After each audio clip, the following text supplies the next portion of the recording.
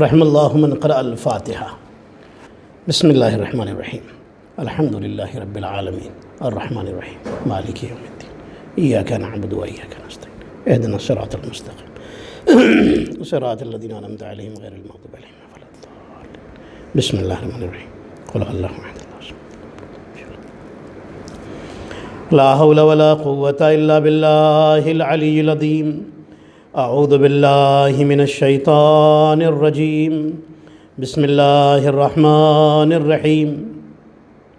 الحمد للہ رب العالمین بعدد ما احاط به علمہ، حسبنا اللہ ونعم الوکیل، نعم المولا ونعم النصیر، والصلاة والسلام والتحیۃ والاکرام علی اشرف الانبیاء والمرسلین، سیدنا و مولانا حبیب الہ العالمین ابی القاسم محمد، اللہم صلی علی محمد وعلی محمد، والصلاة والسلام والتحیۃ والاکرام علی اہل بیتہ الطیبین الطاہرین المعصومین المظلومین الغر المیامین، سیما بقیت اللہ فی الارضین روحی و ارواح العالمین لتراب مقدم الفدا، اللہم عجل ولیک الفرج ولعنت اللہ علی اعدائہم اجمعین۔ اما بعد فقد قال اللہ الحکیم، بسم اللہ الرحمن الرحیم، وجعلنا منہم ائمۃ یہدون بامرنا لما صبروا وکانوا بآیاتنا یوقنون۔ صلوات پڑھیں محمد اور آل محمد پر، اللہم صلی علی محمد وآل محمد۔ الحمدللہ بحق محمد وآل محمد علیہ السلام، ہمارے درمیان جو گفتگو چل رہی ہے اس کا عنوان ہے، اس کا ٹاپک ہے ہدایت اور امامت، یا امامت اور ہدایت۔ عزیزان محترم، میں آج آپ کی خدمت میں یہ عرض کرنے کی کوشش کروں گا انشاءاللہ کہ امامت کیوں ضروری ہے۔ اللہ نے اتنے سارے انبیاء بھیجے تھے، نبی اور رسول بھیجے تھے ہدایت کے لیے، ان کے ساتھ کتابیں بھی بھیجی تھیں ہدایت کے لیے۔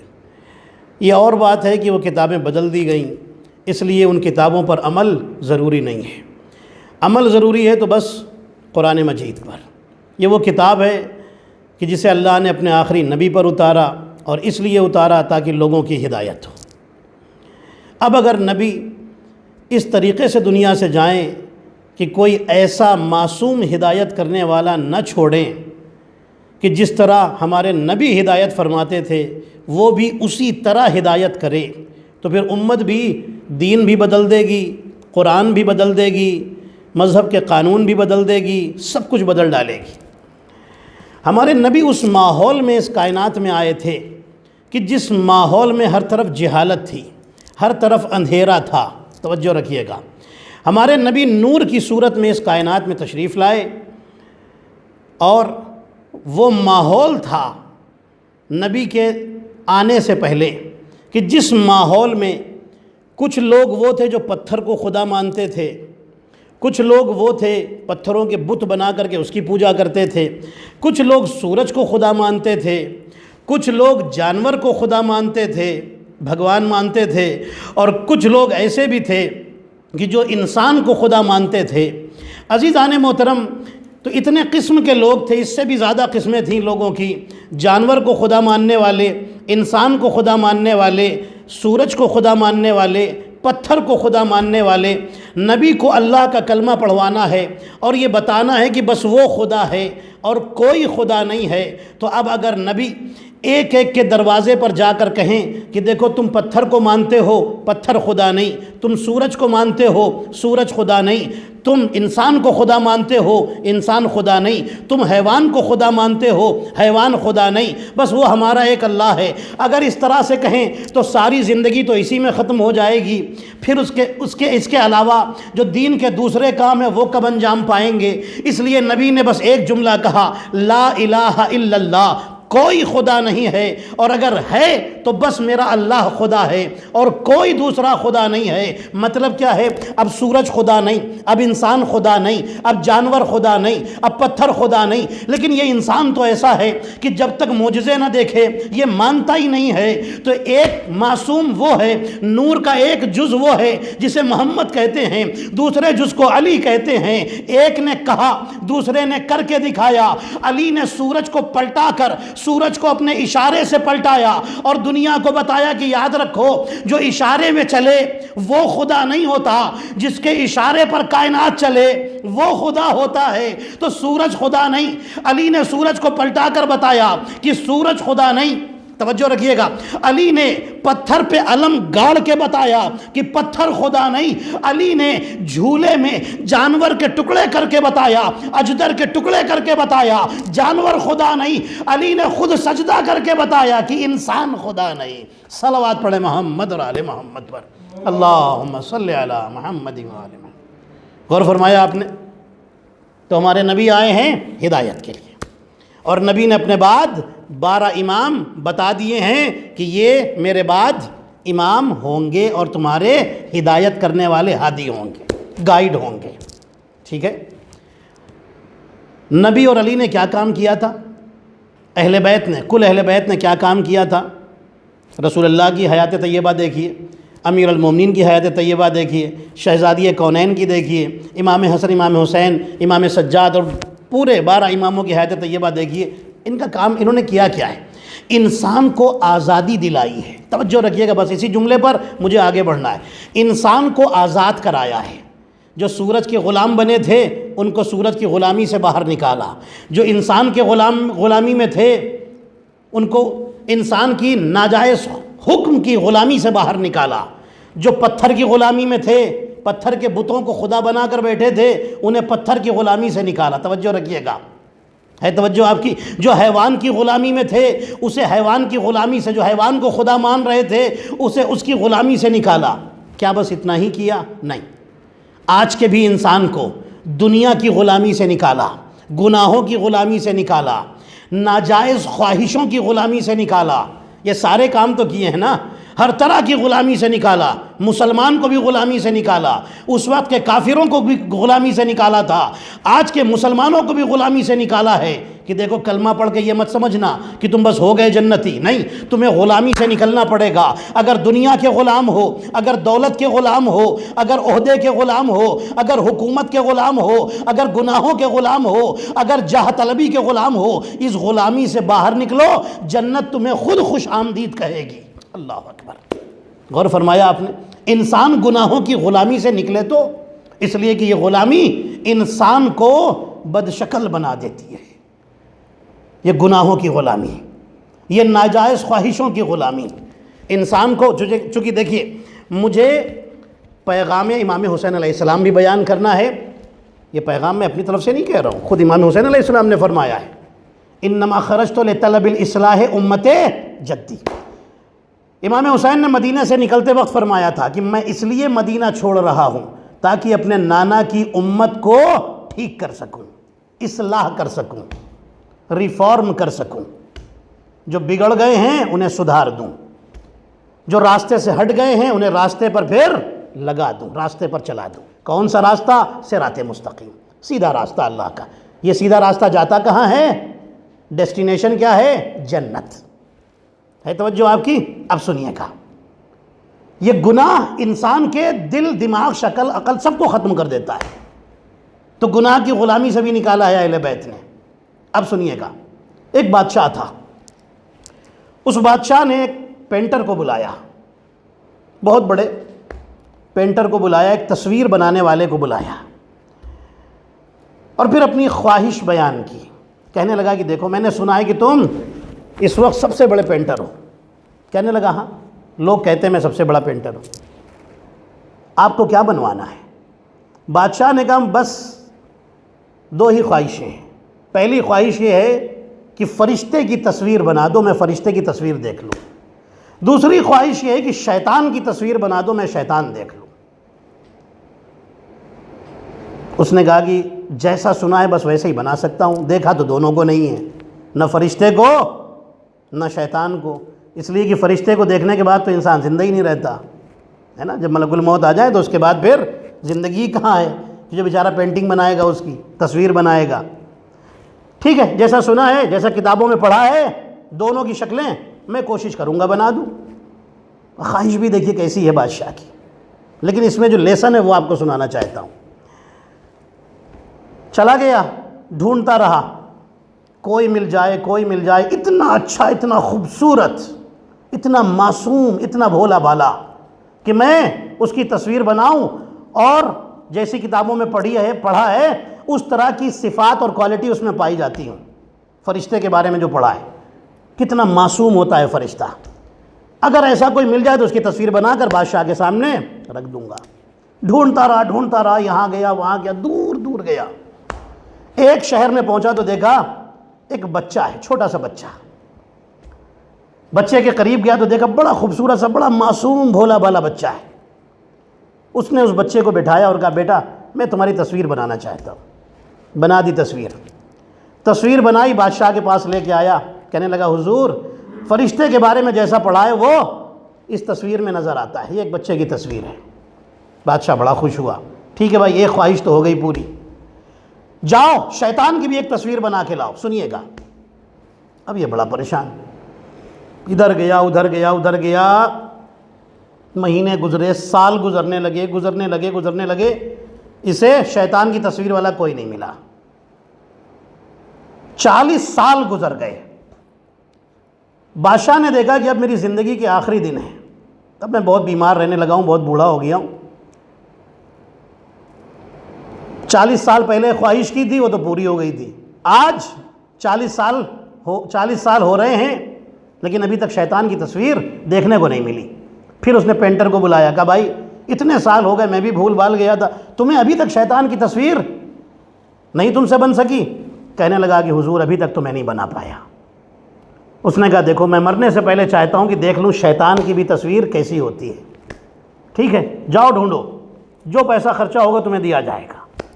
چلا گیا ادھر ادھر ڈھونڈتا رہا، آخر میں جیلوں میں گیا کہ دیکھیں یہاں پر بہت سارے قیدی ہیں، مجرم ہیں، کرمنلز ہیں، شاید ان میں کوئی ایسا مل جائے خطرناک، خوفناک، بد شکل، بھیانک شکل والا، ڈراؤنی شکل والا، تصویر بناؤں گا اور لے جا کر کے بادشاہ کو دے دوں گا۔ لیکن جب وہ جیلوں میں پہنچا نا، جیل میں دیکھنے کے لیے، تو اس نے سوچا کہ یہ بھی تو اللہ کے بندے ہیں، گناہ کیا ہے، ہو سکتا ہے توبہ کر لے، ہو سکتا ہے ان کی شکلیں پھر اچھی ہو جائیں، اور ان میں کوئی اتنا برا تو نظر نہیں آتا کہ میں اس کی تصویر بنا دوں۔ نکل گیا جیل سے، ڈھونڈتا رہا، ایک جگہ پہنچا، اس نے دیکھا سڑک کے کنارے ایک بد شکل انسان، جس کا چہرہ دیکھتے ہی انسان کو کراہیت محسوس ہونے لگے۔ ایک خوفناک ڈراؤنی شکل والا انسان کھڑا ہے جو شراب کے نشے میں مست ہے۔ یہ اس کے قریب پہنچا، کہنے لگا بھائی میں تمہاری تصویر بنانا چاہتا ہوں۔ کہنے لگا نہیں، نشے میں تھا، بھگانے لگا بھاگ جاؤ یہاں سے، پتھر اٹھا لیا مارنے کے لیے۔ اس نے کہا دیکھو میں تمہیں پیسے دوں گا، بہت سارے پیسے ہیں میرے پاس، بس مجھے اتنی اجازت دو کہ میں تمہاری تصویر بنا لوں۔ ٹھیک ہے چلو، پیسے کی بات آئی، بنا لو۔ بیٹھ گیا، یہ بھی بیٹھ کر بنانے لگا۔ جب یہ تصویر بنا رہا تھا نا تو وہ رونے لگا، وہ آدمی رونے لگا جو بیٹھا ہے اپنی تصویر بنوا رہا تھا نا، رونے لگا۔ اس نے پوچھا کہ تم رو کیوں رہے ہو؟ تصویر تو بن گئی تمہاری، میں بادشاہ کے سامنے جا کر پیش کروں گا، بادشاہ کی خواہش ہے شیطان کی تصویر دیکھ لے، شیطان جیسے تم نظر آ رہے ہو، تم رو کیوں رہے ہو؟ وہ شیطان کی شکل والا انسان کہتا ہے تم نے مجھے نہیں پہچانا لیکن میں تمہیں پہچان گیا ہوں۔ سنو، 40 سال پہلے تم نے جو فرشتے کی تصویر بنائی تھی وہ میں ہی تھا۔ توجہ کیا آپ نے؟ وہ میں ہی تھا، اتنا معصوم نظر آتا تھا، اتنا خوبصورت نظر آتا تھا کہ تم نے فرشتے کی تصویر بنانی ہوئی تو میری تصویر بنا کر بادشاہ کو دکھا دی اور بادشاہ مان بھی گیا۔ آج جب تمہیں شیطان کی تصویر کی ضرورت ہے تو میں ہی تمہیں نظر آیا، اس لیے کیونکہ میں اپنی معصومیت کو سنبھال کر نہ رکھ سکا، اتنی گناہیں کی، اتنی شراب پی، جوا کھیلا، ساری گناہیں کر ڈالی، ساری معصومیت میری نکل گئی، اب میں شیطان جیسا نظر آ رہا ہوں۔ وہ کہتا ہے کہ اب میں شیطان جیسا نظر آ رہا ہوں۔ عزیزان محترم، جہاں یہ واقعہ لکھا تھا وہاں ایک جملہ لکھا ہوا تھا کہ کوشش کرے خدا کے لیے اپنی اس معصومیت کو جو اللہ نے عطا کی ہے اسے سنبھال کر کے رکھیں، تاکہ فرشتے جیسے نظر آئیں، شیطان جیسے نظر نہ آئیں۔ معصومیت بچانے کے لیے ضروری نہیں ہے کہ انسان نبی ہی بنا ہو تبھی معصوم رہ سکتا ہے، نبی رسول بنا ہو تبھی معصوم رہ سکتا ہے۔ معصومیت بچانے کے لیے، خود کو گناہوں سے بچانے کے لیے ضروری نہیں ہے کہ نبی اور رسول ہو تبھی بچا سکتا ہے۔ ارے اہل بیت کے در پر آ جائے، اہل بیت کی سیرت کو اپنے اندر اتارے، اہل بیت کے طریقوں پر عمل کرنا شروع کرے۔ ان کے گھر میں رہے گا، نہ نبی ہوگا نہ رسول ہوگا، لیکن اتنا بلند ہوگا، اگر عورت ہوگی تو فضہ کہلائے گی، مرد ہوگا تو سلمان کہلائے گا۔ صلوات پڑھیں محمد اور آل محمد پر، اللہم صلی علی محمد و آل محمد۔ عزیزان محترم، غور فرمایا آپ نے؟ انسان اپنی معصومیت کو سنبھال کر رکھے، خود کو گناہوں سے بچا کر کے چلے۔ یہ زندگی بڑی قیمتی ہے جو اللہ نے دی ہے، اور اللہ کی امانت ہے، امانت ہے اللہ کی، ہماری کچھ نہیں ہے۔ امام سجاد علیہ السلام فرماتے ہیں کہ اگر کوئی مجھے امانت دے، میرے بابا کا قاتل بھی میرے پاس امانت رکھائے تو میں اس کی بھی امانت اسے واپس پلٹاؤں گا۔ اللہ اکبر! آپ سوچئے، اللہ نے امانت اسی طرح واپس پلٹاؤں گا، جیسی اس نے دی ہے ویسے ہی واپس پلٹاؤں گا، امام سجاد علیہ السلام فرماتے ہیں۔ آپ سوچئے کہ ایک گنہگار بھی، اگر اتنا بڑا گنہگار بھی امانت دے تو اس کی امانت اسی طرح واپس پلٹانی ہے، تو اگر خدائے کریم جس سے بڑی کوئی ذات ہی نہیں ہے، اگر وہ ہمیں یہ زندگی دے رہا ہے اور ہم گناہوں سے بگاڑ کر کے اسے واپس کر دیں قبر کے اندر، تو وہ کتنا ناراض ہوگا۔ میرے عزیزو، آپ غور فرمائیں، یہ قبر ہے کیا؟ ایک بہت عظیم انسان گزرے جن کا نام تھا خواجہ نظام الملک، بڑی عزت تھی ان کی، پہلے ایسے نہیں تھے، عزت دار نہیں تھے، کوئی پوچھتا بھی نہیں تھا، بات بھی نہیں کرتا تھا ان سے۔ یہ کیسے بدلے؟ انہوں نے ایک دن رات میں خواب میں دیکھا کہ ایک بڑے سے کمرے کے اندر بیٹھے ہوئے ہیں، اس کمرے میں چاروں طرف کچھ لوگ بیٹھے ہیں کہ جن کے بدن سے بدبو آ رہی ہے، جن کے چہرے خطرناک ہیں، لمبے بال ہیں جو زمین تک چھو رہے ہیں، ڈراؤنے چہرے ہیں۔ یہ اٹھ کے بھاگنا چاہتے ہیں، کمرے سے نکلنا چاہتے ہیں، لیکن بدن میں طاقت ہی نہیں ہے، اٹھ ہی نہیں سکتے ہیں۔ اچانک ان کی آنکھ کھل گئی، بہت ڈرے ہوئے تھے، پوری رات پھر نہیں سوئے، ایسا ڈراؤنا خواب۔ دوسرے دن سوئے، پھر وہی خواب دیکھا، پھر ڈرے۔ تیسرے دن پھر وہی خواب دیکھا، لیکن آج تھوڑا خواب بدلا ہوا تھا۔ انہوں نے دیکھا کہ انہی بدبودار اور بدشکل لوگوں کے بیچ میں یہ بیٹھے ہیں، اور وہ لوگ انہیں چھوڑ کر نہیں جا رہے ہیں، لیکن تھوڑی دیر میں کچھ خوبصورت لوگ، نورانی لوگ جن کے جسم سے خوشبو نکل رہی تھی، وہ دروازے پر آ کر کھڑے ہوئے۔ ان میں سے ایک ایک اندر آتا تھا، جیسے ہی ایک اچھا اندر آتا تھا، ایک یہاں سے برا اور بدشکل بدبودار انسان باہر نکل جاتا تھا، پھر ایک آتا تھا، پھر ایک نکل جاتا تھا، پھر ایک آتا تھا، پھر ایک نکل جاتا تھا۔ وہ آتے گئے، یہ نکلتے گئے۔ انہوں نے ایک اس میں سے جو اچھا انسان تھا اس سے ایک سے پوچھا کہ یہ بتاؤ یہ کون تھے اور آپ کون ہیں؟ اس نے کہا سنو، یہ کوئی اور نہیں تھے، یہ جو برے تھے یہ تمہاری گناہیں تھیں، اور ہم جو ہیں وہ تمہاری اچھائیاں ہیں۔ اب تمہارے اوپر ہے، تم جتنی بھی گناہیں چاہے کرو یا جتنے بھی اچھے کام کرو، بس یہ سوچ لو جو زیادہ کرو گے انہی کے ساتھ تمہیں یہاں رہنا پڑے گا۔ تم اچھے کرو گے تو ہمارے ساتھ رہنا پڑے گا، برے کام کرو گے تو ان کے ساتھ رہنا پڑے گا۔ وہ کہتے ہیں کہ اس کے بعد میں نے توبہ کیا، استغفار کیا، اور پھر زندگی میں پوری کوشش یہی کرتا تھا برائیوں سے بھاگتا رہوں، اچھائیوں کے قریب جاتا رہوں۔ صلوات پڑھے محمد اور آل محمد پر، اللہم صلی علی محمد۔ ایک ایک کر کے گناہیں چھوڑنی شروع کر دی عزیزان محترم، اور پھر خواجہ نظام الملک بن گئے۔ اتنے اچھے انسان بن گئے کہ ہر انسان پھر ان کی عزت اور ان کا احترام کرنے لگا۔ غور فرمائیں آپ، انسان چاہے تو سب کچھ ہو سکتا ہے، کوئی چیز ناممکن نہیں ہے کہ یہ گناہ نہیں چھوٹتی، بالکل چھوٹ سکتی ہے۔ کوشش کرے، ادھر سے کوشش ہوگی، ادھر سے اللہ کی مدد ہوگی۔ کوشش کرے گا تبھی مدد آئے گی، ایسے نہیں آئے گی۔ عزیزان محترم، اہل بیت وہ ہیں کہ جنہوں نے انسان کی اصلاح کی ہے، انسان کو اندھیرے سے نکال کر کے نور میں پہنچانے کی کوشش کی، پہنچایا ہے ہمیشہ۔ اب یہ انسان کے اوپر ڈیپینڈ ہے کہ کتنے نور میں آتے ہیں، کتنے اندھیرے میں رہ جاتے ہیں۔ عزیزان محترم، آپ غور تو فرمائیں، انہوں نے جو بھی کام کیا دین بچانے کے لیے کیا، دین کی حفاظت کے لیے کام کیا اہل بیت نے۔ اب میں آپ کو ایک روایت سناتا ہوں۔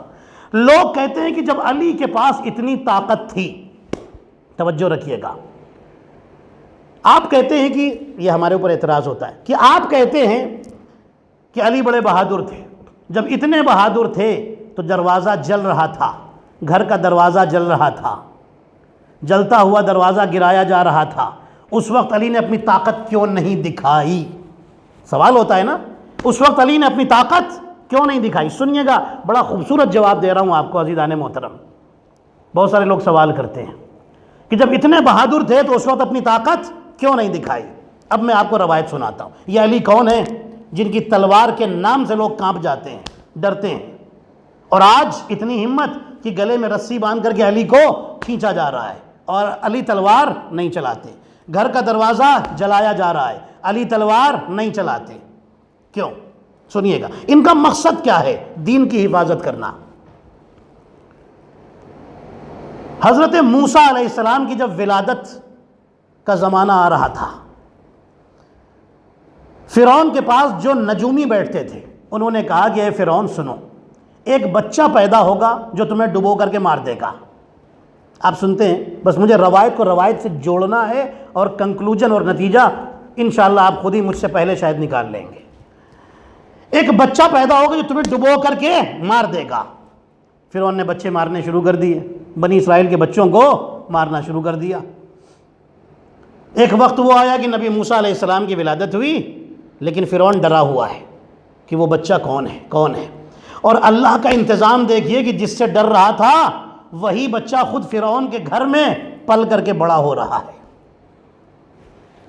ایک دن فرعون کو کچھ شک ہو گیا حضرت موسیٰ علیہ السلام پر، اس نے نجومیوں کو بلایا۔ نجومی جو ستارہ دیکھ کر کے بتاتے تھے کہ فیوچر کیا ہے، کہنے لگا کہ اس بچے پر مجھے شک ہے۔ نجومیوں نے کہا آپ ایک کام کیجئے، ایک طرف سونا رکھیے، ایک طرف آگ۔ سوال ذہن میں رکھیے گا، علی کے پاس اتنی طاقت تھی تو گھر کا دروازہ کیوں جلتا رہا؟ علی نے تلوار کیوں نہیں اٹھائی؟ گلے میں رسی بندھوا لی، تلوار کیوں نہیں اٹھائی؟ سوال یہ ہے، ذہن میں رکھیے گا۔ نجومیوں نے کہا، جو ستارہ دیکھنے والے تھے انہوں نے کہا کہ آپ ایک کام کریں، فرعون سے کہا ایک طرف آپ سونا رکھیں اور ایک طرف آگ، پھر اس بچے کو آگے بڑھائیں۔ اگر یہ بچہ سونے کی طرف ہاتھ بڑھائے اس کا مطلب اسے حکومت چاہیے، اور پھر وہ آپ کو وہی مارے گا، اور اگر یہ آگ اٹھا لے تو سمجھ لیجئے گا کہ یہ کوئی عام بھولا بھالا بچہ ہے جسے کچھ پتہ ہی نہیں ہے، اس نے آگ اٹھا لی۔ ٹھیک ہے، کوئی بات نہیں، ایک طرف آگ رکھی، ایک طرف سونا رکھا۔ نبی موسیٰ علیہ السلام سے کہا آگے بڑھو، اس میں سے کسی ایک کو اٹھا لو۔ حضرت موسیٰ علیہ السلام نے جیسے ہی اپنا ہاتھ اٹھایا، جبرائیل آئے اور آ کر کے موسیٰ کا ہاتھ موڑ کر کے آگ کی طرف پہنچا دیا۔ موسیٰ علیہ السلام نے آگ کا انگارہ اٹھایا، زبان پر رکھ لیا، ہاتھ بھی جلا اور زبان بھی جل گئی، ہاتھ بھی جلا اور زبان بھی جل گئی۔ توجہ رکھیے گا، نبی موسیٰ علیہ السلام کا ہاتھ بھی جلا اور زبان بھی جلی۔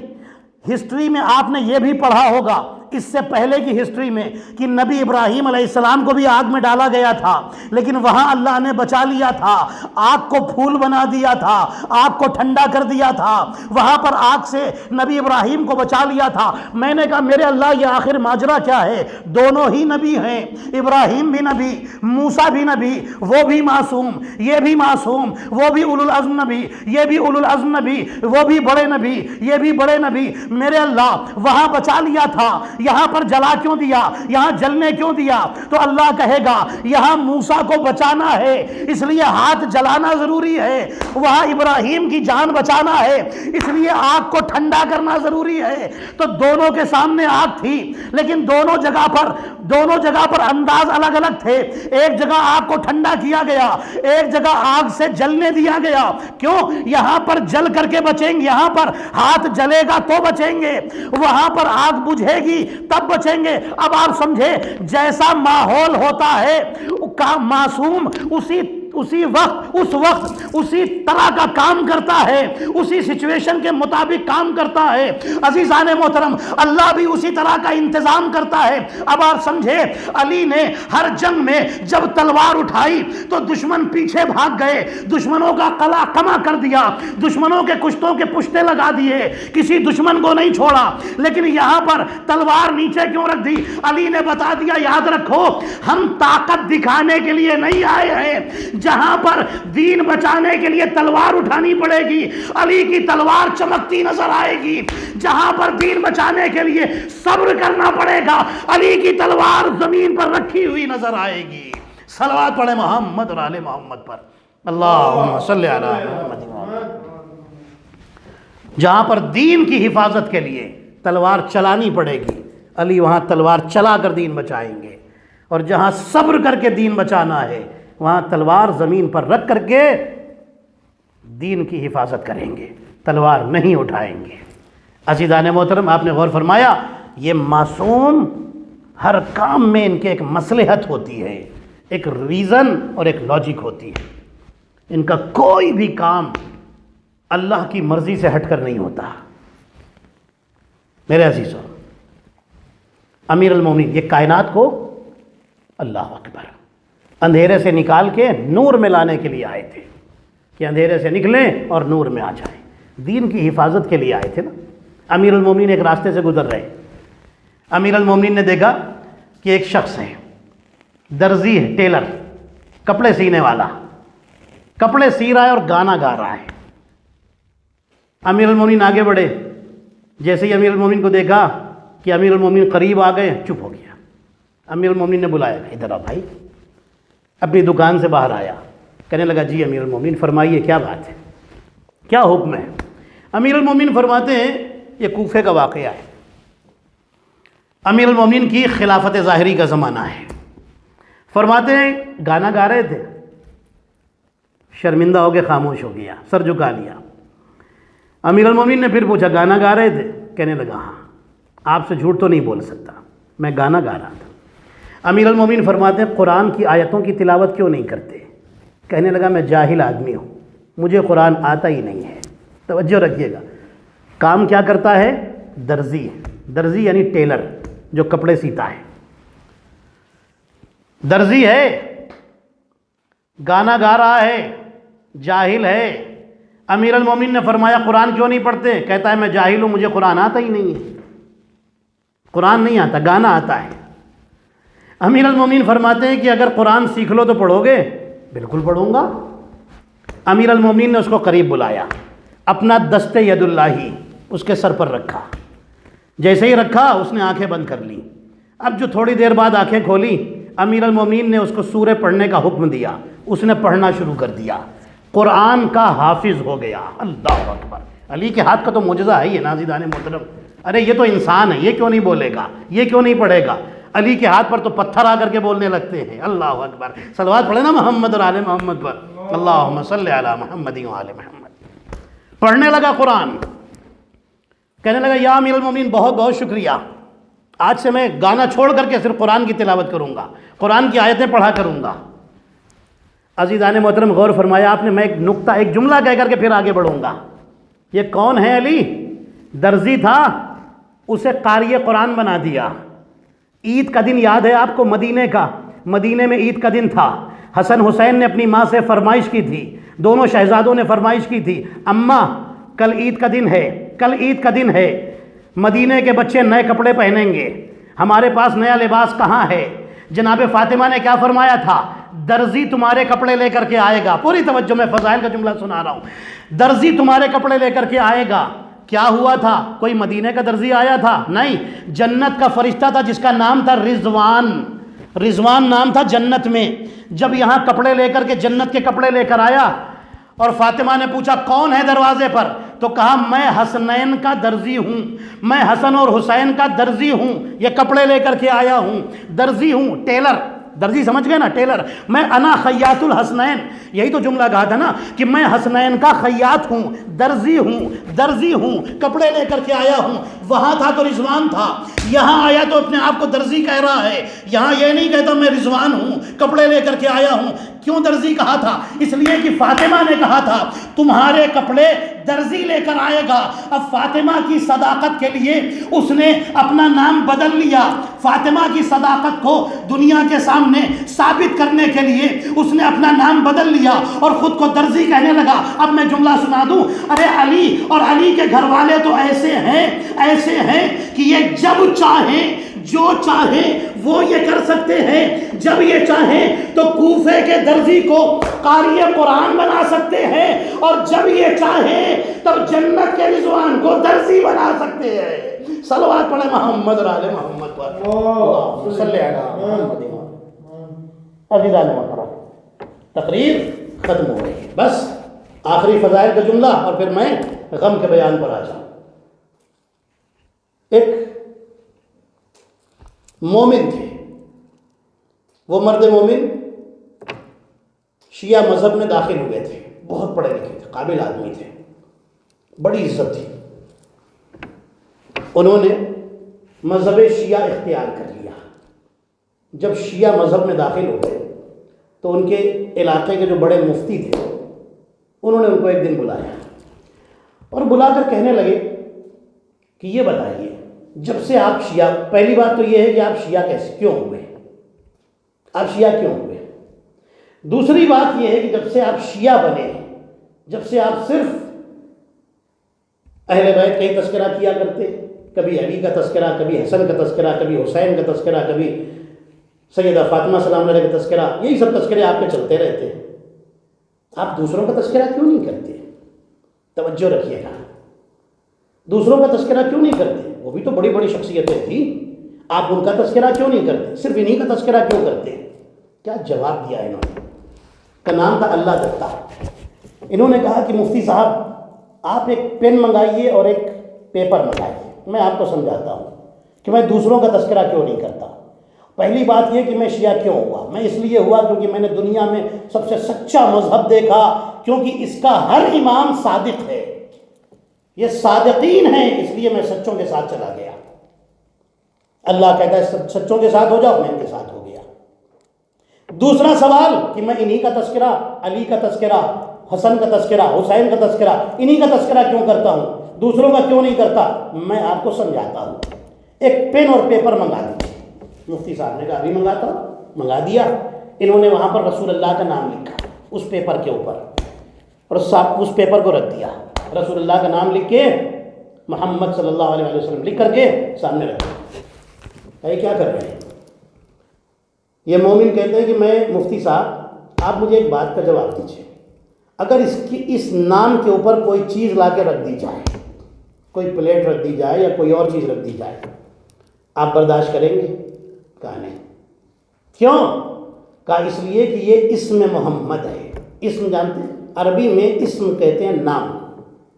اسم کی میننگ ہے نام، ٹھیک ہے؟ نام کو اسم کہتے ہیں عربی میں نام کو اسم کہتے ہیں. نام کو اسم کہتے ہیں عربی میں. کہا یہ اسم محمد ہے، یہ نام محمد، اسم محمد ہے، اس کے اوپر کوئی چیز نہیں آ سکتی. کہا اچھا ٹھیک ہے. یہ بتائیے کہ کوئی بھی بڑے سے بڑا صحابی، کوئی بڑے سے بڑا مسلمان، چاہے کسی زمانے کا مسلمان ہو، کیا اس نام کے اوپر کھڑا ہو سکتا ہے؟ جیسے انہوں نے یہ جملہ کہا نا، مفتی صاحب کو غصہ آ گیا. کہنے لگے کہ میں تو سنتا تھا کہ شیعہ لوگ رسول اللہ کی عزت نہیں کرتے، آج دیکھ بھی لیا آپ کیسی باتیں کر رہے ہیں. کون اس نام کے اوپر کھڑا ہو سکتا ہے؟ کس میں جرأت ہے جو کھڑا ہو سکتا ہے؟ اس میں محمد کے اوپر کوئی کھڑا نہیں ہو سکتا.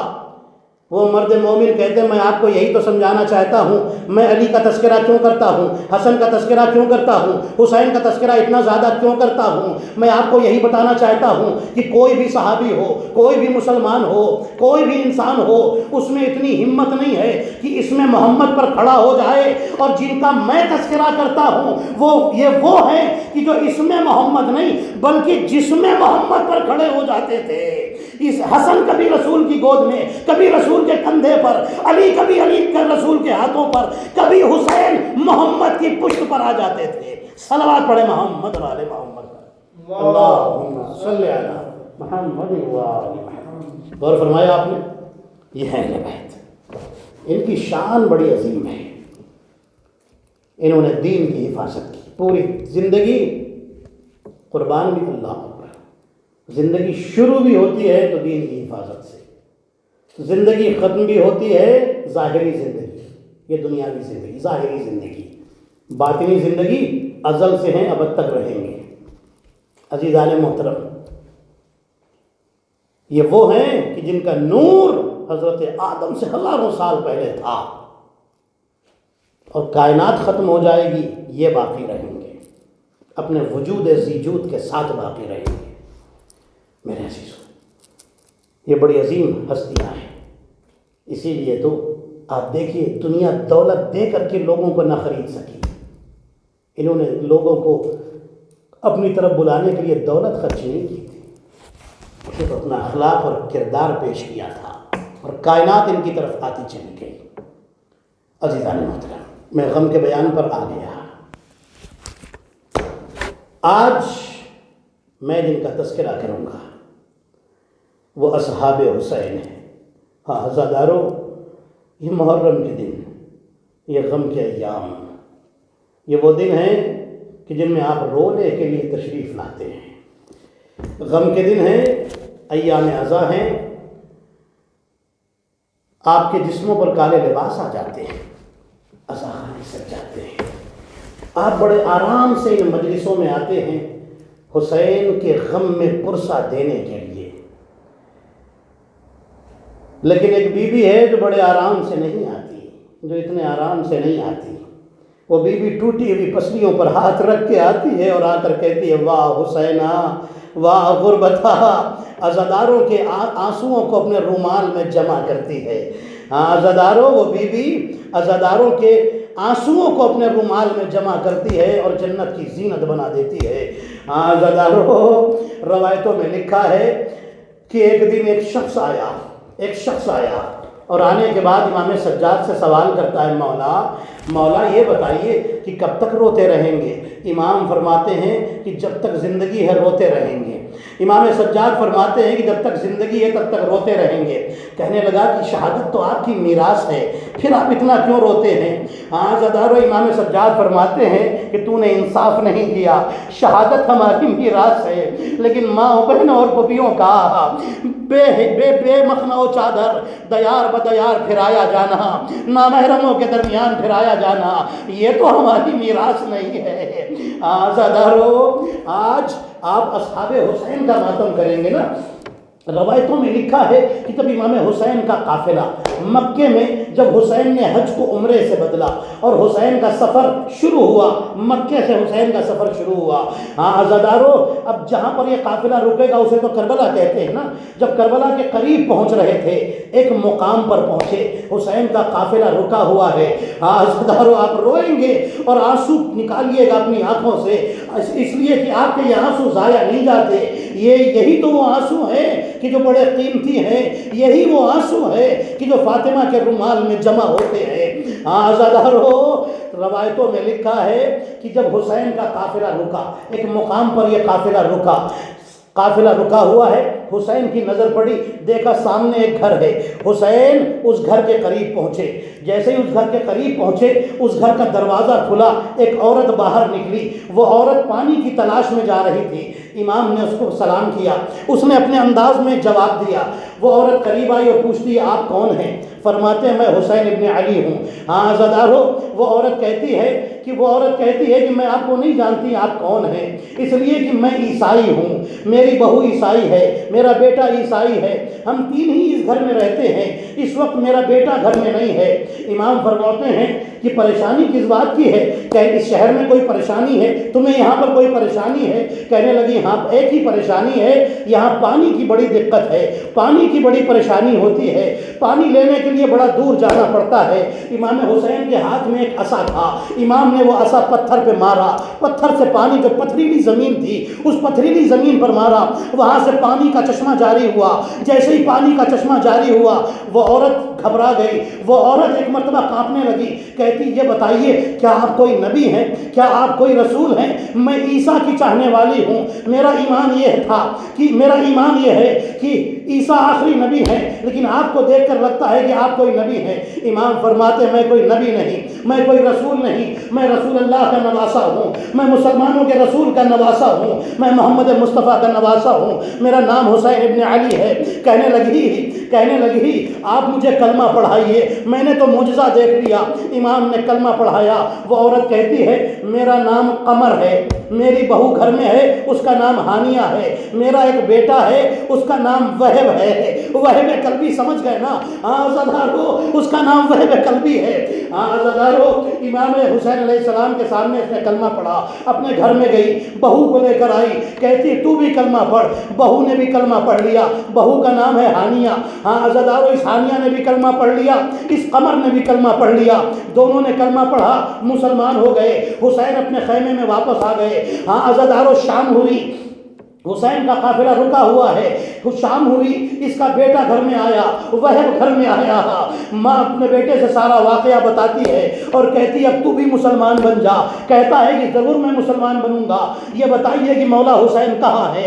ماں اپنے بیٹے کو لے کر کے آئی، امام حسین کے سامنے کلمہ پڑھا اور مسلمان بن گیا۔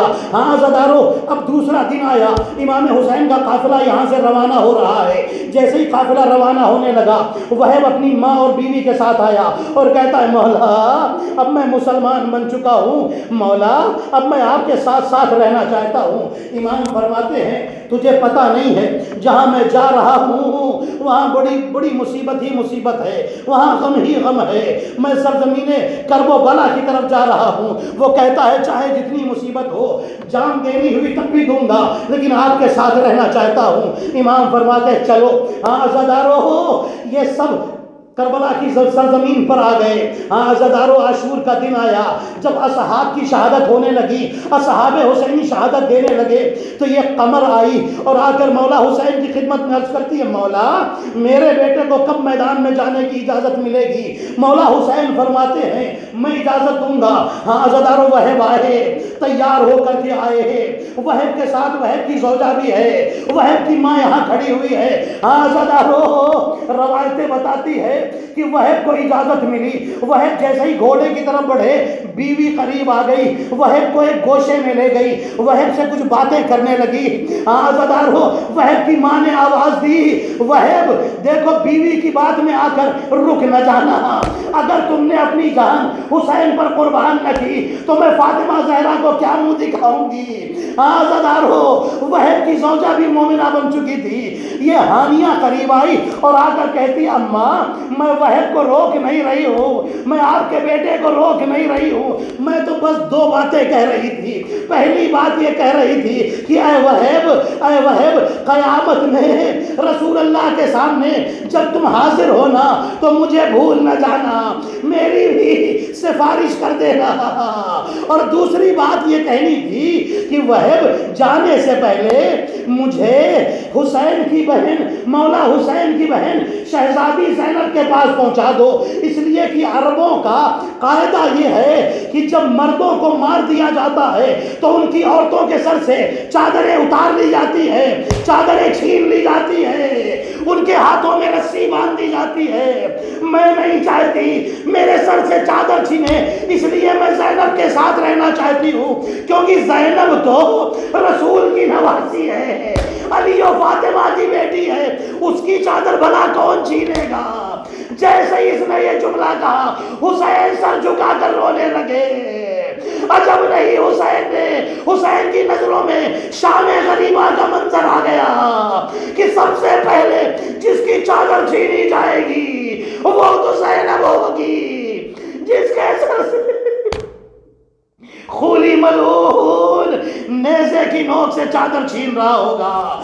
عزادارو روایتیں بتاتی ہیں وہ میدان میں آئے، جہاد کیا، زخمی ہو کر گرے، مولا کو آواز دی، مولا جنازے پر پہنچے۔ عزادارو کچھ دیر ہوئی، دشمنوں نے وہب کا سر کاٹا اور کاٹ کر کے ماں کی طرف پھینک دیا اور کہا لے اپنے بیٹے کا سر لے لے۔ عزادارو ماں بھی کیسی عاشق حسین بن چکی تھی، کیسی محب حسین بن چکی تھی، اپنے بیٹے کے سر کو اٹھاتی ہے اور دشمنوں کی طرف واپس ڈال دیتی ہے، واپس پھینک دیتی ہے اور کہتی ہے سنو، ہم جو حسین پر قربان کر دیتے ہیں ہم اسے واپس نہیں لیتے ہیں، ہم نے جو دے دیا ہے ہمیں واپس نہیں چاہیے۔ اللہ اکبر۔ عزادارو اسی لیے تو حسین نے فخر کیا تھا اور کہا تھا اللہ نے مجھے ایسے صحابی دیے جیسے میرے نانا کو بھی نہ ملے، میرے بابا علی کو بھی نہ ملے، میرے بھائی حسن کو بھی نہ ملے، ایسے صحابی مجھے ملے ہیں، ایسے چاہنے والے مجھے ملے ہیں۔ عزادارو روایتیں بتاتی ہے انہی میں ایک صحابی اور ہے جن کا نام سعید ہے۔ عزادارو یہ سعید اور زہیر وہ ہے کہ جب حسین نماز پڑھ رہے تھے تو یہ دونوں سامنے کھڑے ہوئے اپنے جسم پر تیر روک رہے تھے، مولا آپ نماز پڑھیے تیر ہم روکیں گے۔ حسین کی نماز تمام ہوئی، ادھر سعید گرے ادھر زہیر گرے۔ عزادارو بس ان دونوں کے حوالے سے ایک ایک جملہ کہہ کر کے مجلس ختم کر رہا ہوں۔ روایتیں بتاتی ہے حسین نے سعید کا سر گود میں رکھا، سعید سے کہا جنت میں تمہیں تمہارا مقام دکھا دوں۔ عزادارو پردے ہٹ گئے، سعید نے حسین کی گود میں سر رکھ کر جنت میں اپنی جگہ دیکھ لی۔ اب اس کے بعد حسین نے جملہ کہا سعید کچھ دیکھ رہے ہو؟ کہا ہاں مولا جنت میں مقام تو دیکھ لیا لیکن اب دیکھ رہا ہوں کہ آپ کے نانا رسول اللہ آ رہے ہیں۔ عزادارو حسین فرماتے ادب سے رہو۔ عزادارو روایتیں بتاتی ہے پھر مولا نے پوچھا کہ اے سعید اب کچھ دیکھا؟ کہا آپ کے بابا علی مرتضیٰ آ رہے ہیں۔ عزادارو حسین نے فرمایا با ادب سعید۔